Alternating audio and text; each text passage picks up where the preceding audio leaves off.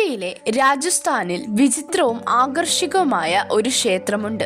രാജസ്ഥാനിലെ ബിക്കാനറിൽ നിന്നും 30 കിലോമീറ്റർ അകലെ ദേശ്നോക്ക് എന്ന ചെറിയ പട്ടണത്തിലാണ് ഈ അതുല്യ ക്ഷേത്രം സ്ഥിതി ചെയ്യുന്നത്. ദുർഗാദേവിയുടെ അവതാരമായ കർണിമാതയാണ് ഇവിടെ ആരാധിച്ചു വരുന്നത്. ഇതൊന്നുമല്ല, യഥാർത്ഥത്തിൽ ഈ ക്ഷേത്രത്തിന്റെ ഏറ്റവും വലിയ പ്രത്യേകത ഇവിടെ ജീവിക്കുന്ന 25,000-ത്തിലധികം എലികളാണ്. അതെ, എലികളെ ഇവിടെ പുണ്യജീവികളായി കണക്കാക്കപ്പെടുന്നു.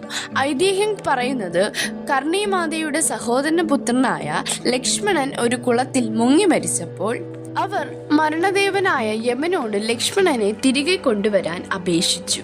യമൻ വിസ്മതിച്ചെങ്കിലും പിന്നീട് ലക്ഷ്മണനും കർണിമാതയുടെ എല്ലാ പുരുഷ സന്തതികൾക്കും എലിയായി പുനർജന്മം നൽകി. എലികൾക്ക് ഭക്ഷണം നൽകുന്നത് ഇവിടെ പുണ്യപ്രവൃത്തിയായി കണക്കാക്കപ്പെടുന്നു.